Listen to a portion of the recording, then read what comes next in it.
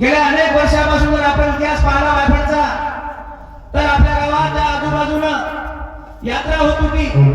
आपल्या गावातले चिमुकले पोरं त्या यात्रेत जात होती आणि त्यांना असं वाटत होतं की आपलं गाव एवढं मोठं आहे परंतु आपल्या गावात यात्रा नाही.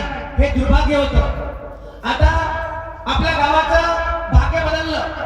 प्रत्येक माणसाची इच्छा अशी आहे की यात्रा भरली पाहिजे, गाव धार्मिक झालं पाहिजे.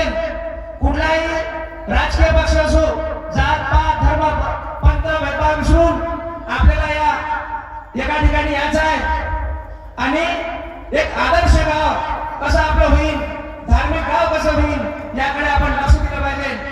अनेक आपल्याजवळ पैसे येते आणि जाते. आपल्या गावाचं नाव कसं मोठं होईल, वर्धा जिल्ह्यात नाव कसं चमकल याचं प्रत्येकानं आपल्या मनात ठेवलं पाहिजे.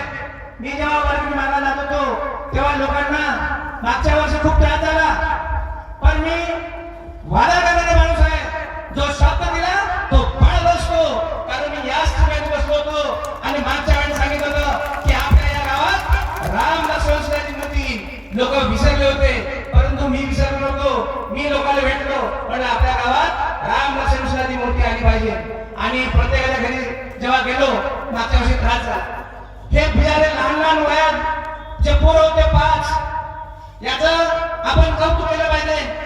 सगळा वेळ काढून ते माझ्यासोबत फिरत होते. मला मागच्या वर्षी थोडंसं वाईट वाटे, परंतु मी कधीही कुणी जर काही बोललं त्याचं वाईट म्हणत नसतो. कारण 97% लोक माझे फॉलोअर आहे, जे धार्मिक बाजूने माझ्यासोबत आहे आणि ते शेवटपर्यंत राहणार आहे. 3% लोक जरी विरोध करत असतात त्याला आपण कधी मानायचं नाही. आणि जर असताना कोणी मला कधी बोलला तर मी त्याचा कधीच वाईट म्हणत नाही. महत्वाची गोष्ट अशी, हा जो क्षण आहे हा डोळ्यात टिपल्या नाही काय. प्रत्येकाला आनंद झाला, प्रत्येकाला घराची आपली परस्पर पाहणी तर आर्थिक परिस्थिती जमतेम आहे यावर्षी.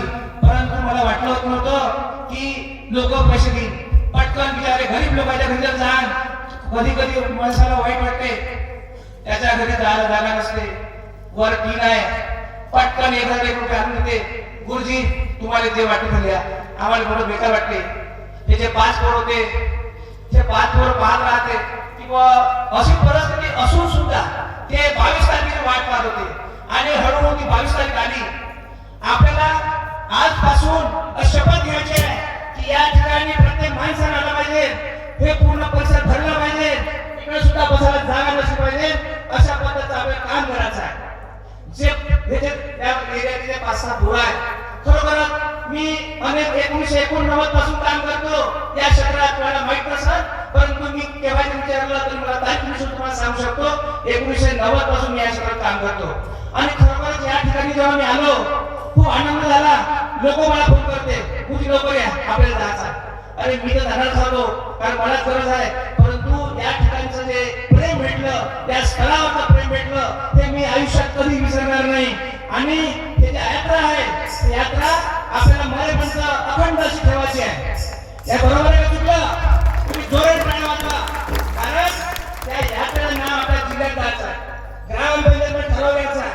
आपल्या गावचा ग्रामसेवक खूप चांगला माणूस आहे, त्याचा सुद्धा आपण शब्द सुद्धा आपण स्वागत केलं पाहिजे, आभार व्यक्त केला पाहिजे. गाव स्वच्छ केलं. माझ्यासोबत ते पोरं होते, सर मी चिंता करू नका, आपलं गाव स्वच्छ होऊन जाईल. कधी कुण्या सरपंचाने एवढं काम नसेल केलं तेवढा आदर्श माणूस आपल्या गावात लावला, त्याचा आपण सुद्धा फायदा घेतला पाहिजे. आणि येणाऱ्या 22 तारखेला असं तुम्ही मनात ठेवा की आपल्या घरी पाहुणे आला पाहिजे, आपल्या घरची यात्रा आहे, आपण असं तुटून पडलं पाहिजे. आणि त्या क्षणाची वाट पाहता पाहता आपल्याला घरी राहायचं आहे. आज आपल्याला पहा, सर्व गावाच्या लोकांनी भरपूर स्वागत केलं, भिंग्या आल्या. आणि महत्वाची गोष्ट म्हणजे त्या ठिकाणी कुठल्याही प्रकारे असं म्हणजे संकुचित वातावरण न होता सर्वांनी सहकार्य दिलं. आपल्या एरियात 2-3 पेशंट आहेत, त्यांची सुद्धा म्हणजे त्यांना जीवदान मिळालं पाहिजे, त्यांचं आयुष्य वाढलं पाहिजे, हे मी ईश्वरचरणी प्रार्थना करतो. आणि महत्वाची गोष्ट म्हणजे सांगायची राहिली ते म्हणजे आपले शरद महाराज आहे, ते आपल्या गावातले माणसं. 2017 पासून हे महाराज आपल्या गावातले. अनेक या महाराज माणसांनी प्राण प्रतिष्ठा केली. 2-3 प्राण प्रतिष्ठा बाकी आहे, त्यात केव्हा होणार कशा होणार मी तुम्हाला 22 तारखेला 21 तारखेला सांगणार. तुम्ही चिंता करू नका. शरद महाराज एक ज्योतिषकार होते. वास्तुशास्त्र पाहते, परंतु मी त्यांना अनेक वर्षापासून म्हणतो की महाराज तुम्ही या क्षेत्रात येऊन पहा. नाही म्हणे सर मला वेळ नाही, बॉम्बे पर्यंत मी पूजा करतो. परंतु म्हटलं तुम्ही काही करा, आपण जर वास्तुपूजा केली तर एकाच घरी जातो आणि त्या ठिकाणी जर आपण गेलो तर फक्त कोण राहते, पाहुणे लोक राहते. आणि तुम्ही म्हटलं या क्षेत्रात जर उतरले तर तुमचं नाव लौकिक होईल. आणि गेल्या 5-6 वर्षापासून ते या क्षेत्रात उतरले. त्यांना देवाने अशी सुंदरशी वाणी दिली आणि असं संगीतमय भागवत होईल की तुम्ही फक्त सकाळ आणि संध्याकाळी आलेल्या राहू नका, त्याला आनंद घ्या. हा माणूस म्हणजे निस्वार्थी माणूस आहे, कारण त्यांची फी खूप मोठी आहे. परंतु गुरुजी दे म्हणजे आता 22 तारखेला जेव्हा आपण त्यांना पैसे देणार आहोत, म्हटले गुरुजी पैसे चिंता करू नका, सर्वात शेवटी दे, परंतु कार्यक्रम चांगला होऊ दे. कारण ते आल्याबरोबर ते गावाचा आपल्याला कसं म्हणजे एक जन्मस्थान असल्याचं माणूस पाहते.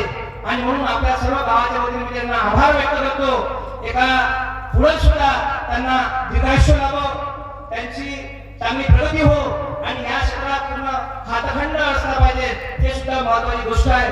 आणि दुसरी गोष्ट महत्वाची म्हणजे तुम्ही रोज या ठिकाणी आलं पाहिजे. आपल्याला कामं असतात, परंतु सर्वांनी या ठिकाणी येऊन आनंद आपल्याला साजरा करायचा आहे. तुम्ही भरपूर अशी देणगी दिली, त्याबद्दल सर्व श्रीराम हनुमान मंडळाच्या वतीने मी आभार व्यक्त करतो. आणि 7-8 दिवस तन मन धनापासून या ठिकाणी यायचं आहे आणि आपल्या गावाचं नाव कसं लौकिक होईल हे सुद्धा पाहायचं आहे. 22 तारीख हे आपल्या मनात ठेवा. 22 तारीख हे 200 वर्षापासून झाली नाही पाहिजे, त्याहीपेक्षा जास्त लोकांना नाव घेतलं पाहिजे, असं काम केलं पाहिजे. आणि ह्याची जबाबदारी तुमची आमची आहे. कारण आपल्या गावात जर पाहुणे येणार आहे, दिंडीवाले येणार आहे, त्याचं स्वागत झालं पाहिजे, त्याला चहा भेटला पाहिजे, पाणी भेटलं पाहिजे, नाश्ता दिला पाहिजे. आणि दुसरी महत्वाची गोष्ट म्हणजे आपण ही जी जागा, ज्या जागेवर आपण बसलो त्या जागेवाल्याचं आपण नाव घेतलं पाहिजे. मुन्ना भाऊ जावंद्या त्यांनी एका शब्दाने घनश्यामी ठिकाणी मी गेलो, आता घनश्यामी भाऊ बोलले की म्हणे भाऊ म्हणे जागा नाही, ठीक आहे म्हणे जागा सफा करा. जर हे जागा नसल्याचा प्रॉब्लेम झाला असता म्हणून या स्टेजवरून मी त्यांना सुद्धा भरभरून असा म्हणजे आभार व्यक्त करतो की त्यांनी हे जागा दिली. अशीच त्यांनी हे जागा आपल्या नेमसाठी द्यावं अशी मी त्यांना आग्रहाची विनंती करतो. कारण त्या जागेला खूप महत्व आहे आणि मग आपण या ठिकाणी त्यांचं नाव घेणं आवश्यक होतं. जर कदाचित बोलता बोलता ओघाओघाने जर काही चुकलं असं चुकते तर तुमचा एक पोरगा म्हणून, लहान भाऊ म्हणून माफ करा. कारण मी तुम्हाला कधी विसरू शकत नाही. मी जेव्हा तुमच्या घरी येतो तेव्हा धावत येऊन गुरुजी आले पैसे द्या, म्हणजे ही खूप मोठी गोष्ट आहे. हे उपकार तुमचे मी कधी जिंदगी विसरू शकणार नाही. वायफळ्या गावाचे असं सहकार्य कोणाला लाभलं नाही, ते मला लाभलं. तुम्ही माझ्या म्हणजे मुलाप्रमाणे पाहता, भावाप्रमाणे पाहता, असंच प्रेम तुम्ही गावाला मला द्या. याच्याही पेक्षा मोठं नाव कसं होईल त्याकडे आपण लक्ष देऊ. आणि हे जे पालता पूर्ण तयार झाले हे पुढं गुरुजीला सुद्धा काम राहणार नाही. हे इतके स्ट्रॉंग म्हणून हे पुढचं काम सुद्धा करणार आहे, हे मला म्हणजे गॅरंटी आहे. त्या 5-7-10 पोराच्या नावातून जोरदार टाळ्या वाजवा की असे पोर घडले पाहिजे, जास्तीत जास्त लोक संख्येने जोडले पाहिजे. हे गोष्ट सुद्धा महत्वाची आहे. कारण आज अशा सामाजिक क्षेत्रात, धार्मिक क्षेत्रात कोणी येणार वेळ नाही, दुसऱ्या कामात आलेला वेळ आहे. तुम्ही बारीक नजर मारा, या क्षेत्रात कोणी काम करू शकत नाही आणि कोणाला वेळ नाही. आणि हे 5-7, 8-10-15 पोरं संध्याकाळी 2-2 तास देऊन आपल्याला एवढा चांगला कार्यक्रम देते, त्यांचं खूप मोठं योगदान आहे. त्यांचं नाव कुठे आपण ठेवलं पाहिजे. त्याचप्रमाणे सुरेश भाऊ शर्मानी सकाळपासून जेव्हा दुकान उघडते तेव्हा ते आपल्या ठिकाणी जाऊन तुम्ही लोक वर्गणी देता, त्याची बरोबर तुम्हाला पावती मिळते. हे खूप खूप मोठी गोष्ट आहे. आणि म्हणून त्यांना सुद्धा आपण या ठिकाणी असंच त्यांनी नेहमी काम करावं अशी त्यांच्याकडून सुद्धा मी अपेक्षा करतो. आणि माझे या ठिकाणी 2 शब्द संपवतो आणि या ठिकाणी आपण महाराज सत्कार करणार आहोत.